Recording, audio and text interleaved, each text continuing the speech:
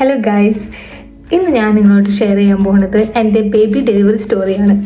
എൻ്റെ ഡെലിവറി ചെറുമയിലായിരുന്നു. എൻ്റെ വാവ് ജനിച്ചത് മാർച്ച് 2 മാർച്ച് 1 മുതലുള്ള സ്റ്റോറിയാണ് ഞാൻ നിങ്ങളോട് ഷെയർ ചെയ്യാൻ പോകുന്നത്. മാർച്ച് 1 ഒരു ഈവനിങ് ടൈമിൽ ഞങ്ങൾ ഷോപ്പിങ്ങും ബാക്കി കുറേ സാധനങ്ങൾ പർച്ചേസ് ചെയ്യാൻ വേണ്ടി ഞങ്ങൾ പുറത്തിറങ്ങിയിട്ടുണ്ടായിരുന്നു. അപ്പോൾ ഞങ്ങൾ കുറേ നടന്നു. ഞാൻ കുറേ നടന്നു. അതിൻ്റെ റിസൾട്ടായിരുന്നു മാർച്ച് 2 എൻ്റെ വാവ വരുന്നത്. ഷോപ്പിംഗ് ഒക്കെ കഴിഞ്ഞ് വീട്ടിലെത്തി കഴിഞ്ഞിട്ട് ഒരു 11 മണിയായപ്പോൾ എനിക്ക് ചെറിയ രീതിയിലൊരു പെയിൻ സ്റ്റാർട്ട് ചെയ്തു. പക്ഷേ എനിക്കത് കോൺട്രാക്ഷൻ ആണോ അല്ലയോ ഒന്നും മനസ്സിലായില്ല. അപ്പം ഞാൻ വിചാരിച്ചു ഇതായിരിക്കില്ല കോൺട്രാക്ഷൻ, ഇത് സാധാരണ വേറെ ഏതെങ്കിലും പെയിൻ ആയിരിക്കും എന്ന് വിചാരിച്ചിട്ട് ഞാനത് കാര്യമാക്കി എടുത്തില്ല. ഞാനതൊന്നും മൈൻഡ് ചെയ്തില്ല. പിന്നെ ഒരു 2 മണിയായപ്പോൾ തൊട്ട് കുറച്ചും കൂടി അധികം പെയിൻ സ്റ്റാർട്ട് ചെയ്തു. അപ്പോൾ ഞാൻ എൻ്റെ ഹസ്ബൻഡിന് ഇതിനോട് ഞാൻ പറഞ്ഞു, ഇതിനെ എനിക്ക് ചെറുതായിട്ട് പെയിൻ സ്റ്റാർട്ട് ചെയ്യുന്നുണ്ട്, കോൺട്രാക്ഷൻ ആണോ എന്നറിയില്ല എന്ന് പറഞ്ഞു. അപ്പോൾ ഇതിനും ഭയങ്കര ഹാപ്പിയായി. ഇന്ന് ബേബി വരെയായിരിക്കും എന്നുള്ളൊരു പ്രതീക്ഷ വന്നു. അപ്പോൾ ഒപ്പം എനിക്കുണ്ടായിരുന്നു. പക്ഷേ എനിക്കറിയില്ല ഇത് കോൺട്രാക്ഷൻ ആണോ അല്ലയോ എന്ന് അപ്പോഴും എനിക്കൊന്നും കൺഫേം ചെയ്യാൻ പറ്റിയിട്ടില്ല. പിന്നെ ഒരു 6 മണിയായപ്പോൾ മമ്മി എഴുന്നേറ്റു. അപ്പോൾ മമ്മിയോട് ഞാൻ കാര്യം പറഞ്ഞു, എനിക്ക് ചെറുതായിട്ടൊരു പെയിൻ സ്റ്റാർട്ട് ചെയ്യുന്നത്, എനിക്കറിയില്ല എന്താണ് സംഭവം എന്നുള്ളത്. മമ്മി പറഞ്ഞു ഇതെങ്ങനെയാണ് 10 മിനിറ്റ് ഗ്യാപ്പിൽ അങ്ങനെ ഗ്യാപ്പിട്ടാണ് വരുന്നത്. അപ്പോൾ ഞാൻ പറഞ്ഞു അതെ ഗ്യാപ്പിട്ട് വരുന്നതെന്ന് പറഞ്ഞു. അപ്പം ഒരു കോൺട്രാക്ഷൻ ആവാൻ ചാൻസ് ഉണ്ട്, വേഗം ഫുഡ് കഴിച്ചോളാം എന്നൊക്കെ പറഞ്ഞ് ഫുഡൊക്കെ ഞാൻ കഴിച്ചൊക്കെ റെഡി ആയിട്ട് ഇങ്ങനെ ഇരിക്കുകയാണ്, ഇന്ന് ബേബി വരെ ഇരിക്കും എന്നുള്ള രീതിയിൽ. പിന്നെ അതിന് കൂടെ ഞാനൊരു 6:45 ആയപ്പോഴേക്കും ഞാൻ എക്സസൈസ് എൻ്റെ സ്റ്റാർട്ട് ചെയ്തു. ഞാൻ ഓൾറെഡി ചെയ്യുന്ന കുറച്ച് എക്സസൈസ് ഉണ്ടായിരുന്നു, അത് ഞാൻ സ്റ്റാർട്ട് ചെയ്തു. 8 ആയ സമയത്ത് ഞാൻ വിചാരിച്ചു തലമേലൊക്കെ കുളിച്ച് റെഡി ആയിട്ടിരിക്കാം. ഇനിയിപ്പോൾ എപ്പോഴാണ് കുളിക്കാൻ പറ്റാമെന്ന് അറിയില്ലല്ലോ. അപ്പോൾ അത് ഞാനൊരു തലമേൽ കുളിച്ച് ഒരു ഹോം മെയ്ഡ് ഒരു ഫേസ് മാസ്ക് ഒക്കെ റെഡിയാക്കി വെച്ച് അതൊക്കെ അപ്ലൈ ചെയ്തിട്ടാണ് ഞാൻ ഹോസ്പിറ്റലിലേക്ക് പോകാൻ റെഡി ആവുന്നത്. കാരണം എനിക്കധികം പെയിനും ഇല്ല. ഞാൻ വിചാരിച്ചു കുറച്ച് ജസ്റ്റ് സ്റ്റാർട്ടിങ് ആയിരിക്കും, ഇനിയായിരിക്കും പെയിൻ വരുന്നത്. അതുകൊണ്ട് ഹോസ്പിറ്റലിലും ഇപ്പോൾ അർജൻറ്റായിട്ട് പോകേണ്ട ആവശ്യമില്ല, കാരണം സ്റ്റാർട്ടിങ് ആണല്ലോ. ഇനിയിപ്പോൾ അവിടെ പോയി കഴിഞ്ഞാൽ ഞാൻ കേട്ടിട്ടുണ്ട് മീൻസ് അധികം ഡയലറ്റഡ് ആയിട്ടില്ല എന്ന് വെച്ച് കഴിഞ്ഞാൽ തിരിച്ച് പറഞ്ഞയക്കും ഞാൻ കേട്ടിട്ടുണ്ട്. അപ്പം ഞാൻ വിചാരിച്ചു പതുക്കെ പോയാൽ മതി, എൻ്റെ കാര്യങ്ങളൊക്കെ ചെയ്ത് സമാധാനത്തോടെ പോയാൽ മതി എന്ന് ഞാൻ വിചാരിച്ചു. പിന്നെ ഒരു 10 മണിയായ സമയത്ത് എനിക്ക് ചെറുതായിട്ടൊരു ബ്ലീഡിങ് സ്റ്റാർട്ട് ചെയ്തോളൂ. അപ്പോൾ ഞാൻ വിചാരിച്ചു ഇനി അധികം വെയിറ്റ് ചെയ്യേണ്ട, നമുക്ക് ഹോസ്പിറ്റലിൽ പോവാം, ഫസ്റ്റ് പ്രഗ്നൻസി അല്ലേ എന്നൊക്കെയുള്ള രീതിയിൽ ഞങ്ങൾ പോകാമെന്നുള്ള രീതിയിൽ തന്നെ ക്രൈസാലിലാണ് ഇവിടേക്ക് ഫസ്റ്റ് വിളിക്കേണ്ടത്. നമ്മുടെ ജർമ്മനിയിൽ ബർത്ത് എടുക്കുന്ന സെക്ഷൻ, ഹോസ്പിറ്റൽ സെക്ഷനാണ് ക്രൈസാൽ.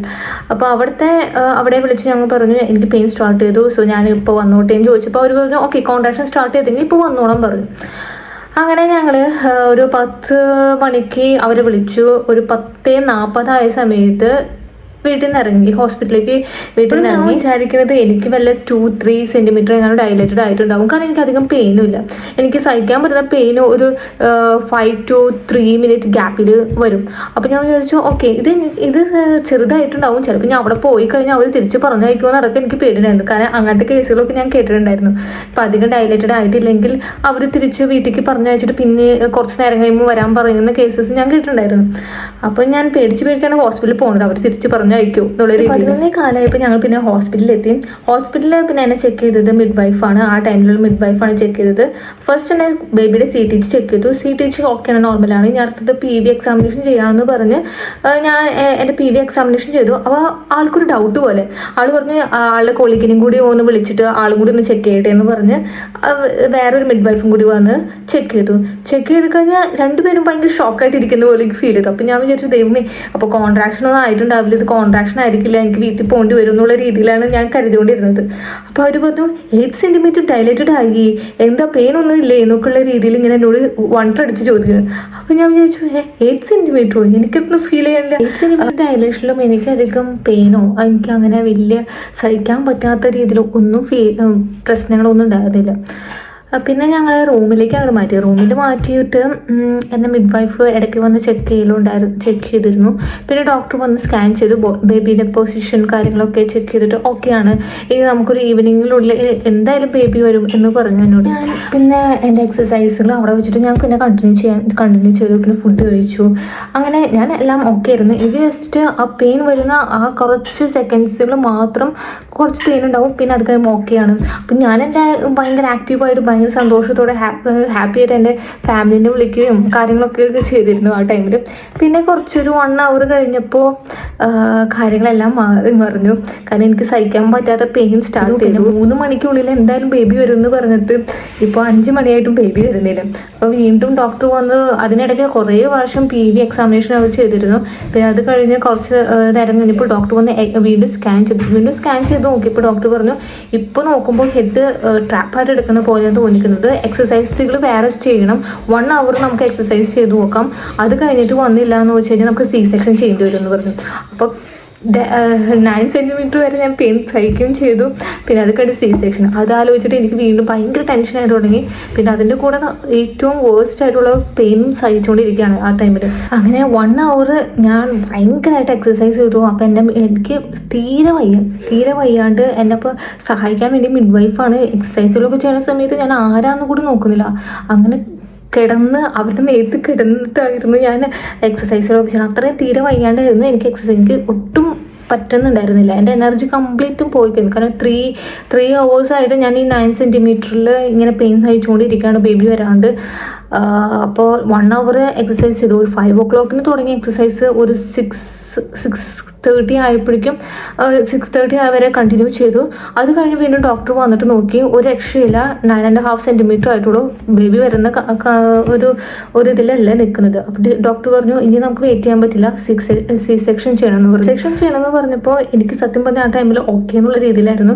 കാരണം ഞാൻ അത്രയും പെയിൻ സഹിച്ചു, ഇനിയിപ്പോൾ വേഗം ഒരു അനസ്തേഷ്യ തന്നാൽ മതി എന്നുള്ള രീതിയിലായിരുന്നു ഞാൻ നിന്നിരുന്നത്. അപ്പോൾ ഞാൻ ഡോക്ടറോട് പറഞ്ഞു, എനിക്ക് വേഗം അനസ്തേഷ്യ ചെയ്യൂ പ്ലീസ്, കാരണം C-section എന്തായാലും ചെയ്യാൻ പോകുന്നത്, അപ്പോൾ വേഗം അനസ്തേഷ്യ, എനിക്ക് പെയിൻ സഹിക്കാൻ പറ്റുന്നില്ല എന്ന് പറഞ്ഞു. അപ്പോഴേക്കൊരു 6:30 ആയിട്ടുണ്ടായിരുന്നു. അപ്പോൾ അവർ വേഗം ഓപ്പറേഷനുള്ള കാര്യങ്ങളൊക്കെ വേഗം അറേഞ്ച് ചെയ്ത് എന്നെ ഒരു 6:45 ആയപ്പോഴേക്കും എന്നെ ഓപ്പറേഷൻ തിയേറ്ററിൽ കയറ്റി. എനിക്ക് അനസ്തേഷ്യ തരുമ്പോഴും ഈ പെയിൻ സഹിക്കാൻ പറ്റുന്നുണ്ടായിരുന്നില്ല, അത്രയും പെയിനായിരുന്നു. അനസ്തേഷ്യ കിട്ടി കഴിഞ്ഞപ്പോൾ എല്ലാം കൂളായി, എല്ലാം ഓക്കെയായി, എനിക്ക് ആകെ സമാധാനമായി.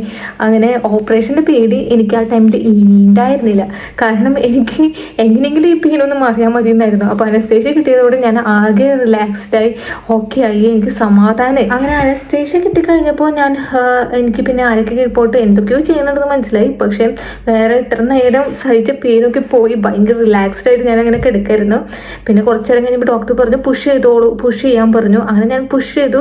അപ്പോൾ വലിയ വെയിറ്റുള്ളൊരു സംഭവം വയറിന് ഇറങ്ങിപ്പോണ പോലെ ഫീൽ ചെയ്തു. അങ്ങനെ ബേബി വന്നപ്പോൾ ഫസ്റ്റ് കരച്ചിൽ കേട്ടപ്പോൾ തന്നെ ആ മൊമെന്റ് എക്സ്പ്ലെയിൻ ചെയ്യാൻ പറ്റില്ല, അത്രയും ഒരു ഇമോഷണൽ മൊമെന്റ് ആയിരുന്നു ആ ടൈം. പിന്നെ അവളെ എനിക്ക് കാണിച്ചു തന്നു. അപ്പോൾ തന്നെ അവർ പറഞ്ഞു, ഞങ്ങൾ ക്ലീൻ ചെയ്തിട്ട് വീണ്ടും വരാമെന്ന് പറഞ്ഞിട്ട് ആ കൊച്ചിനെ കൊണ്ടുപോയി കഴിഞ്ഞ് ഒരു 5 മിനിറ്റിനുള്ളിൽ തിരിച്ചു വന്ന് അവൾ പൊതിഞ്ഞ് എനിക്ക് കാണിച്ചു തന്ന് എന്നോട് ഉമ്മ വെച്ചോളാൻ പറഞ്ഞു, എന്നോട് തൊട്ടോളാൻ പറഞ്ഞു. അങ്ങനെ കുറച്ച് നേരം എൻ്റെ കയ്യിൽ തന്ന് പറഞ്ഞു, എന്നാൽ ഇനിയിപ്പോൾ കുഞ്ഞിനെ ഹസ്ബൻഡിൻ്റെ കയ്യിൽ കൊടുക്കാമെന്ന് പറഞ്ഞു. അങ്ങനെ ഞാൻ എന്നെ ഒരു 10 മിനിറ്റിനുള്ളിൽ റൂമിലേക്ക് മാറ്റി. റൂമിൽ ഞാൻ വരുന്ന സമയത്ത് ഞാൻ കാണുന്നത് ഹസ്ബൻഡ് കുഞ്ഞിനെയും പിടിച്ചുകൊണ്ടിരിക്കുന്ന ഒരു സീനാണ് കാണുന്നത്. അത് ഭയങ്കര ക്യൂട്ടായിട്ട് എനിക്ക് തോന്നിച്ചു. ഞാൻ വരുന്നത് കണ്ടപ്പോൾ തന്നെ നിതിൻ ഓടി വന്ന് എനിക്ക് കുഞ്ഞിനെ കാണിച്ചത് ആ ഒരു മൊമെൻറ്റ് ഭയങ്കര രസമായിരുന്നു. നമ്മുടെ ബേബി എത്തി എന്നുള്ള രീതിയിലുള്ളൊരു മൊമെൻറ്റ്. അങ്ങനെ നോർമൽ ബർത്ത് പ്രതീക്ഷിച്ച് പോയി. ഏറ്റവും ലാസ്റ്റ് C-section ചെയ്യേണ്ട അവസ്ഥ വന്നു. അതും 9 centimeter ഡയലേറ്റഡ് ആയിട്ട് ഇത്രയും hours വെയിറ്റ് ചെയ്ത് ഏറ്റവും ലാസ്റ്റ് C-section ചെയ്യേണ്ടി വന്നു. അങ്ങനെ 2 വേഴ്സ്റ്റ് പെയിനും സഹിച്ചു. മാർച്ച് 14 ആയിരുന്നു എൻ്റെ ഡ്യൂ ഡേറ്റ്. പക്ഷേ മാർച്ച് 2 തന്നെ വരുന്നു 7:10. അത് ആ മൊമെന്റ് ഒരിക്കലും പറഞ്ഞറിയിക്കാൻ പറ്റില്ല. അത് എക്സ്പീരിയൻസ് ചെയ്യുമ്പോൾ കിട്ടുന്ന ഒരു സന്തോഷം. അപ്പോൾ ഇതാണ് എൻ്റെ ബേബി ഡെലിവറി സ്റ്റോറി. അപ്പോൾ ഇന്നത്തെ വീഡിയോ ഇത്രയേ ഉള്ളൂ. ബൈ.